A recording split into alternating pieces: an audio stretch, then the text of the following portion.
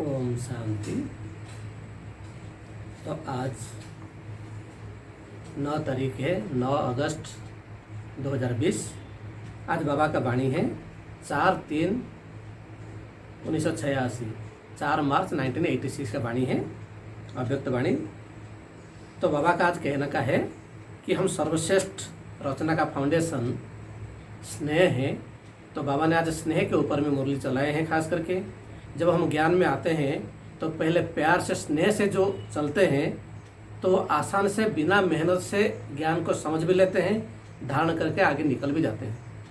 क्योंकि पहले ज्ञान इतना समझ में नहीं आता है, लेकिन परमात्मा प्यार से हम समझ में आते हैं, ज्ञान का महसूस होने लगता है, तो फिर निश्चय भी हो जाता है। तो उसी हिसाब से हम आगे कैसे बढ़ जाते हैं। और खास करके बाबा तो ऐसे रमणीक के सागर है, सतगुरु होते हुए भी वो सिर्फ रमणीक, सिर्फ गुह्य बातें नहीं सुनाते हैं, वो शिक्षा को भी रमणीकता के साथ देते हैं। जिसे लौकिक में बोलते हैं जयफुल लर्निंग, ह्यूमर इन लर्निंग। तो उसी प्रकार का बाबा भी आज एक रमणीक की बात बताए। क्योंकि आज खास करके अमेरिका वालों का ग्रुप का साथ में बाबा मिल रहे थे। तो अमेरिका, बाबा ने एक मजाक से उनको मतलब इसे रमणीकता से बोले हैं कि अमेरिका आ मेरी। तो बच्चे भी बोलते हैं आ मेरी, तो बाबा भी बोलते हैं कि आ मेरी। तो ये प्यार की निशानी है। जो प्यार की निशानी है तब हम बाबा के भी बन जाते हैं और बाबा भी अपने हम लोग को अपना भी लेते हैं। और ख़ास करके 1986 है हम लोग का गोल्डन जुबली ईयर है। और विशेष करके 1986 जो कि इंटरनेशनल ईयर ऑफ पीस था, उसी समय में हमारे ब्रह्मा कुमारी संस्था की तरफ से peace million minutes of peace appeal भी हुआ था। तो उसी संदर्भ में बाबा ने भी कुछ बातें आज सुनाए हैं, जो कि हम डिटेल्स आज सुनेंगे। तो आज है सर्वश्रेष्ठ रचना का फाउंडेशन स्नेह। तो आज बाप दादा अपने श्रेष्ठ आत्माओं की रचना को देख हर्षित हो रहे हैं। यह श्रेष्ठ व नई रचना सारे विश्व में सर्वश्रेष्ठ है और अति प्रिय है, क्योंकि पवित्र आत्माओं की रचना है। तो पवित्र आत्मा होने के कारण सभी बाप दादा को प्रिय हो और अपने राज्य में सर्व के प्रिय होंगे। तो द्वापर में भक्ति के प्रिय देव आत्माएं बनेंगे। तो इस समय हो परमात्मा प्रिय ब्राह्मण आत्माएं। तो और सतयुग चक्र में होंगे राज्य अधिकारी परम श्रेष्ठ देव आत्माएं। और द्वापर से अब का कलयुग अंत तक बनते हो पूज्य आत्माएं। तो तीनों में से श्रेष्ठ हो इस समय परमात्मा प्रिय ब्राह्मण सो फरिश्ता आत्माएं। हम तो ऐसे सारे कल्प में प्रिय आत्माएं हैं। अभी परमात्मा के प्रिय है, सतयुग युग में देवात्मा बनकर के प्रिय बनेंगे और द्वापर कलयुग में भक्तों का भी प्रिय बनेंगे, श्रेष्ठ देवी देवता आत्मा बनकर के। तो इस समय के श्रेष्ठता के आधार पर सारा कल्प श्रेष्ठ रहते हो। तो कितने महान है हम। तो देख रहे हो कि इस लास्ट जन्म तक भी आप श्रेष्ठ आत्माओं का भक्त लोग कितना आह्वान कर रहे हैं। तो सचमुच में आप अगर थोड़ा गहराई से सोचेंगे तो अपने को महसूस होगा कि कैसे भक्त आत्मा सच में कितना प्यार से, कितना जी जागर से आह्वान कर रहे हैं और हम कितना महान हैं। तो कितना प्यार से पुकार रहे हैं। जड़ चित्र जानते भी आप श्रेष्ठ आत्माओं की भावनाओं से पूजा करते हैं, भोग लगाते हैं, आरती भी करते हैं। तो आप डबल विदेशी समझते हो कि हमारे चित्रों की पूजा हो रही है, क्योंकि ये फॉरेन के भाई बहनों के साथ में है, विदेश के भाई बहनों के साथ है। तो इसलिए बाबा बोलते हैं कि डबल विदेशी, क्योंकि हम सभी परम धाम से आए हैं, तो इसलिए हम सभी विदेशी है। हमारा असली घर देश है, हमारा असली देश परम धाम है। तो उसी हिसाब सब विदेशी है। लेकिन भारत के हिसाब से फिर जो बाहर में रहने वाले, भारत के बाहर के, वो सब डबल विदेशी है। तो आप डबल विदेशी समझते हो कि हमारे चित्रों की पूजा हो रही है, यानी देवी देवताओं की पूजा जो। तो भारत में बाप का कर्तव्य चला है, इसलिए बाप के साथ आप सबके चित्र भी भारत में ही है। ज़्यादा मंदिर भारत में बनाते हैं। यह नशा तो है ना कि हम ही पूज्य आत्माएं हैं। बाबा पूछ रहे हैं, ये नशा है? भले हम कहीं अमेरिका में, कहीं अफ्रीका में, कहीं रशिया में, कहीं कहीं भी है, लेकिन हम सभी देव आत्माएं हैं, पूज्य आत्माएं हैं। तो सेवा के लिए चारों ओर विश्व में बिखर गए हैं। कोई अमेरिका तो कोई अफ्रीका पहुंच गए, लेकिन किस लिए गए हो? तो बाबा बोल रहे हैं हम तो है सब भारत के मूल निवासी, लेकिन जो भी भारत के बाहर भी जो भाई बहनें हैं, भले वो इतना मतलब भले बाहर में है, लेकिन वो वहाँ किस लिए है? सेवा के अर्थ। तो लेकिन किस लिए गए हो?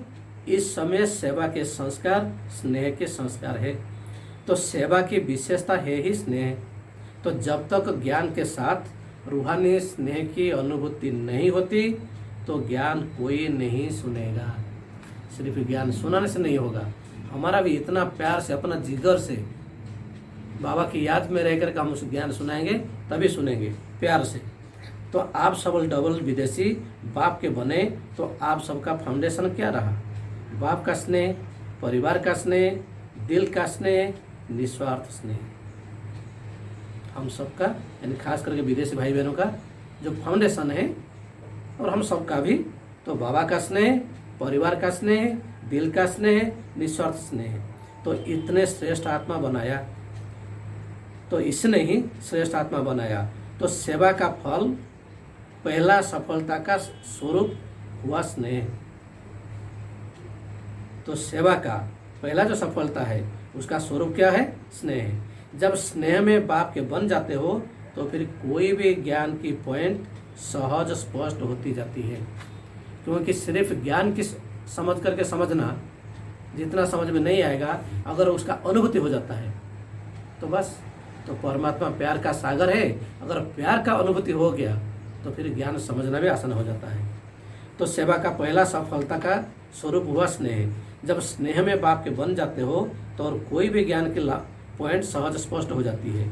जो स्नेह में नहीं आता वो सिर्फ ज्ञान को धारण कर आगे बढ़ने में समय भी लेता है, मेहनत भी लेता है, क्योंकि उनकी वृत्ति क्यों, क्या, ऐसा, कैसे, इसमें ज़्यादा चली जाती है।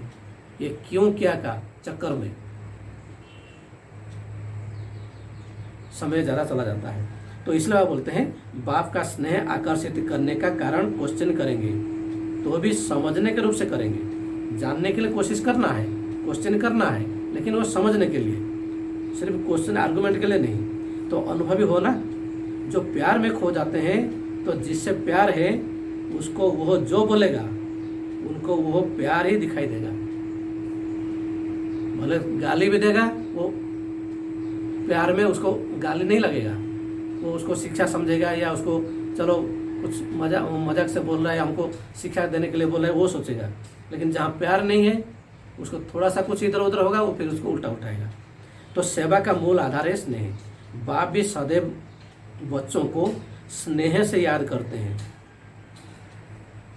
तो स्नेह से बुलाते हैं, स्नेह से ही सर्व समस्याओं से पार कराते हैं। तो ईश्वरीय जन्म का, ब्राह्मण जन्म का फाउंडेशन है ही स्नेह। तो स्नेह के फाउंडेशन वाले को कोई भी किसी भी मुश्किल बात नहीं लगेगी। स्नेह के कारण उमंग उत्साह रहेगा। जो भी श्रीमद् बाप की है हमें करना ही है।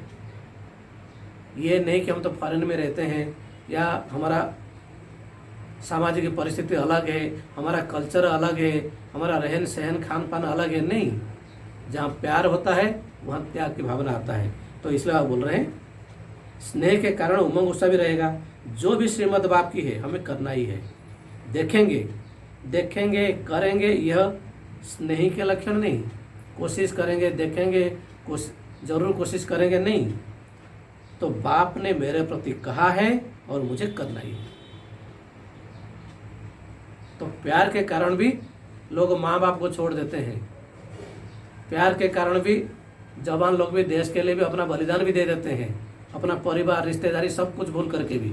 उस समय वो याद नहीं आता कि वो लोग क्या करेंगे नहीं करेंगे। नहीं, देश के लिए लड़ना है।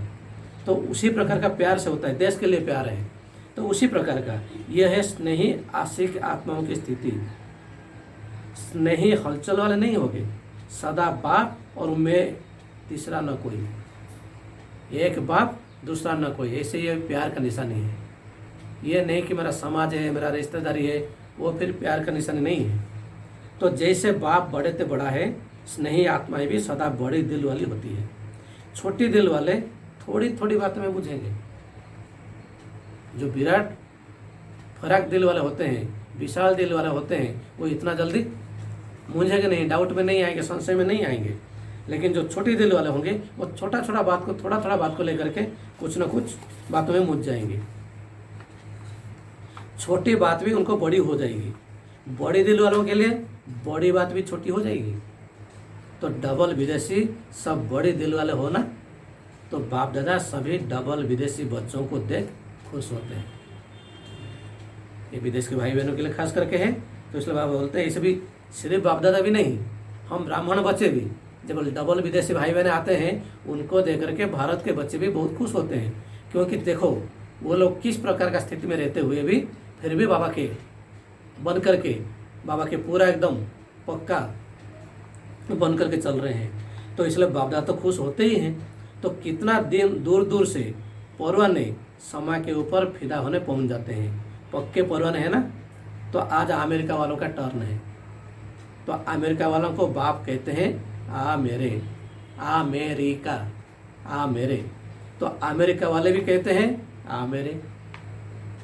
तो यह विशेषता है ना। वृक्ष के चित्र में आदि से विशेष शक्ति के रूप में अमेरिका दिखाया हुआ है। जो कल्प वृक्ष है, कल्प वृक्ष में भी जो विनाश का सीन दिखाया है, ऊपर में दोनों बिल्ली लड़ रहे हैं, वो क्या चीज़ का है? उसमें रशिया और अमेरिका को दिखाया गया है। तो इसलिए आप बोल रहे हैं वृक्ष के चित्र में आदि से विशेष शक्ति के रूप में अमेरिका दिखाया हुआ है। जब से स्थापना हुई है तो अमेरिका को बाप ने याद किया है। विशेष पाठ है ना। जैसे एक विनाश का शक्ति श्रेष्ठ है, वो विनाश के लिए है, तो दूसरी क्या विशेषता है?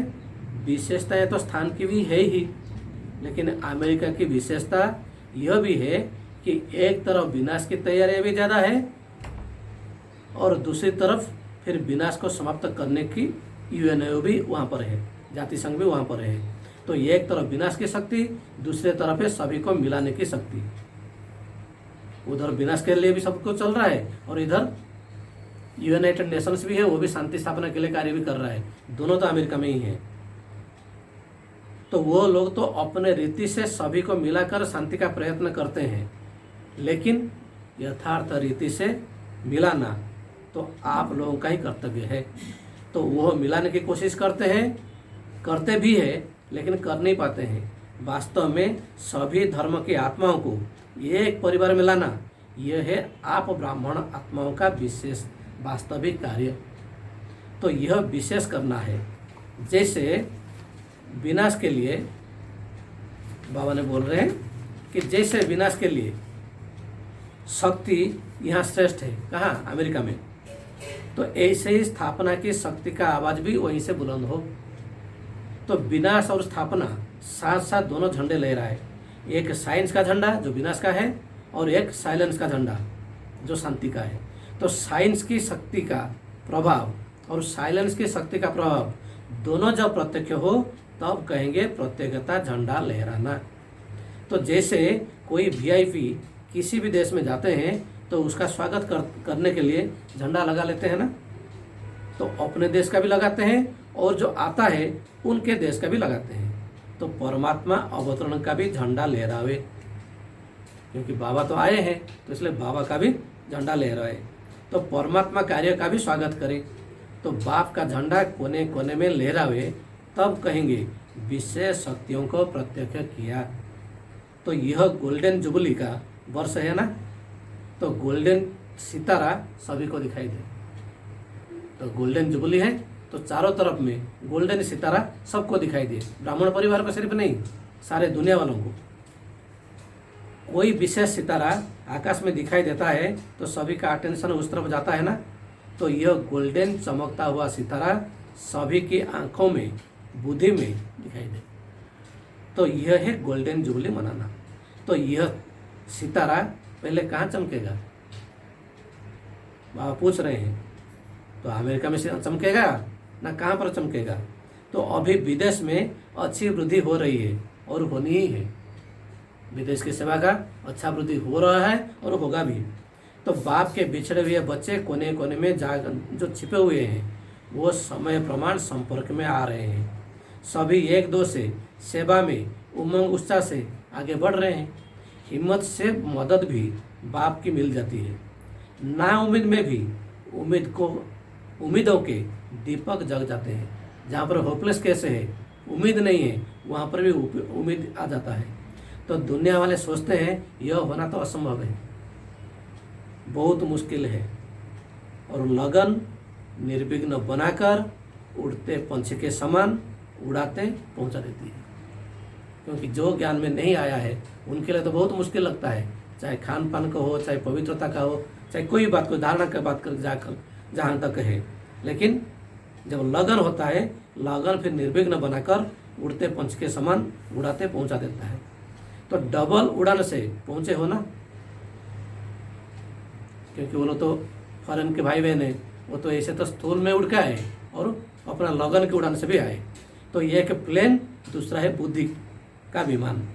हिम्मत उमंग के पंख जब लग जाते हैं तो जहाँ भी उड़ना चाहे उड़ सकते हैं। तो बच्चों की हिम्मत पर बाप दादा सदा बच्चों की महिमा करते हैं।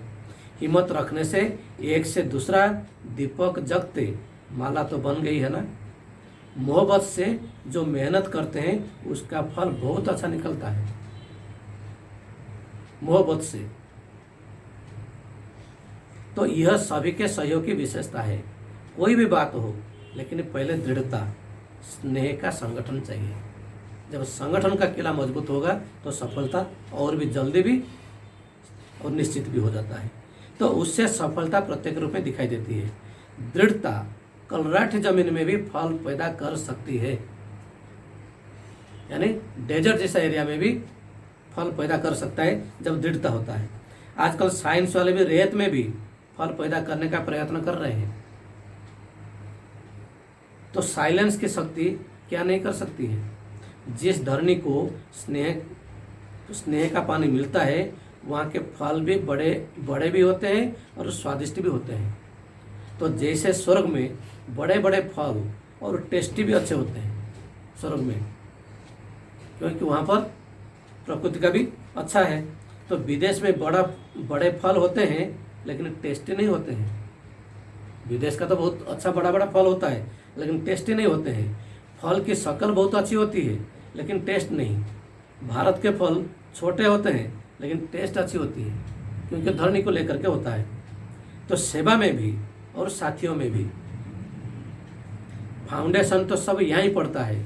जिस सेंटर पर स्नेह का पानी मिलता है वो सेंटर सदा फलीभूत होता है, सेवा में भी और साथियों में भी।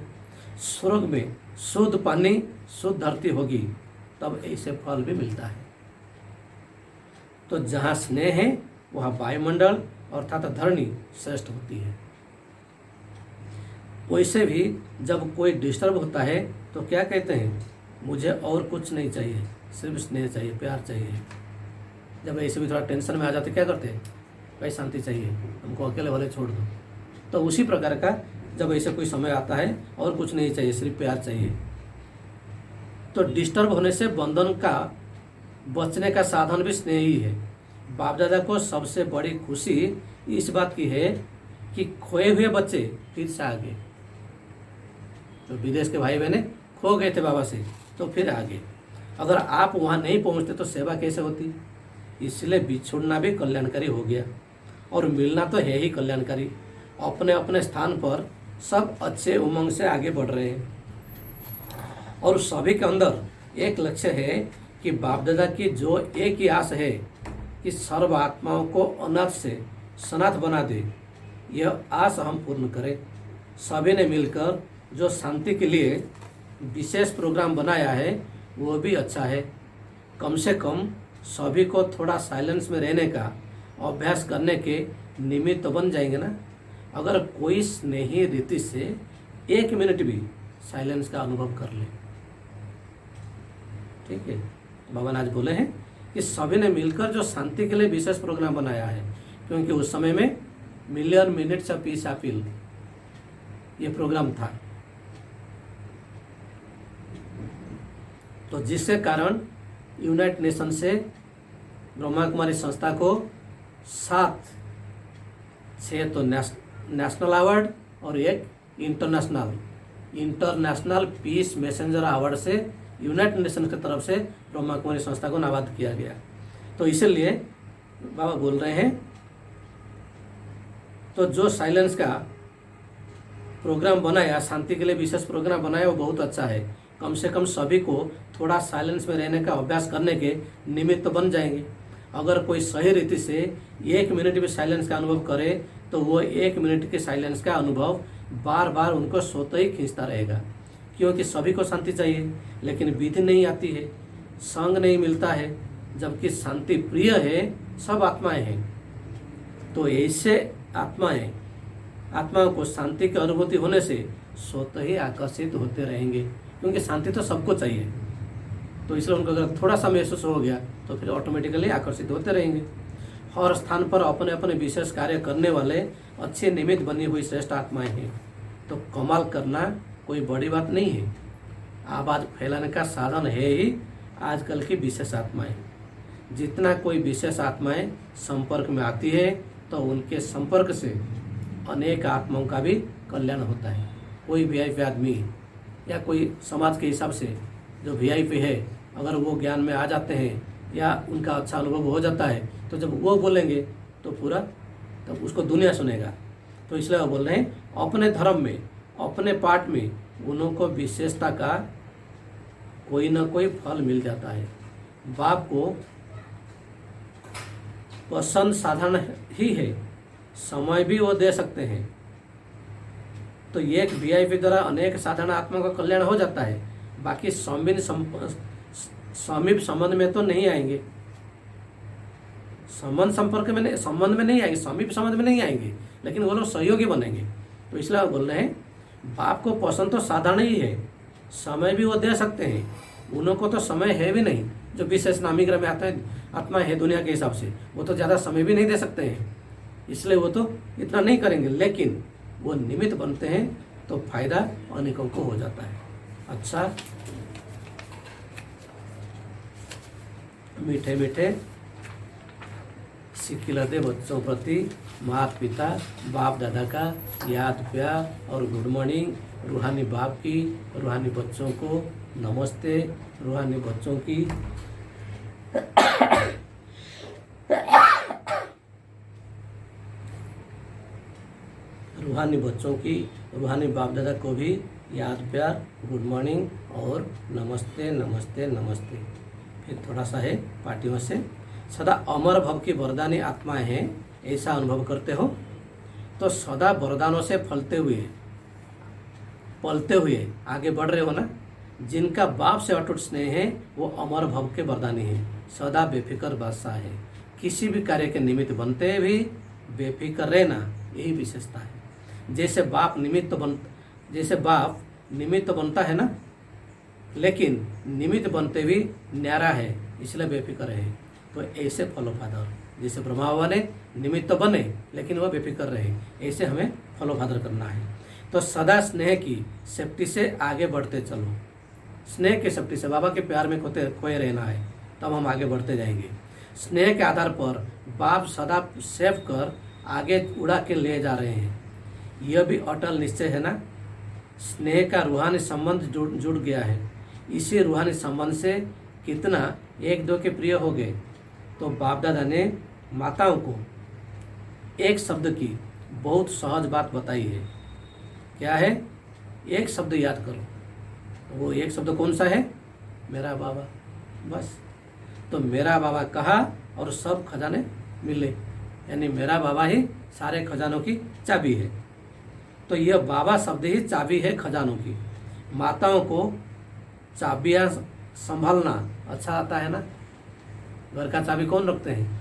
माताएं रखते हैं। तो बाप दादा ने भी चाबी दे दी। ऐसे ब्रह्मा बाबा भी, वो भी जब खुद थे वो भी अपने पास भी चाबी नहीं रखे थे। ब्रह्मा बाबा होते हुए भी मम्मा ने इंचार्ज बने थे। तो जो खजाने चाहे वो मिल सकता है। एक खजानों की चाबी नहीं है, सारे खजानों की चाबी है।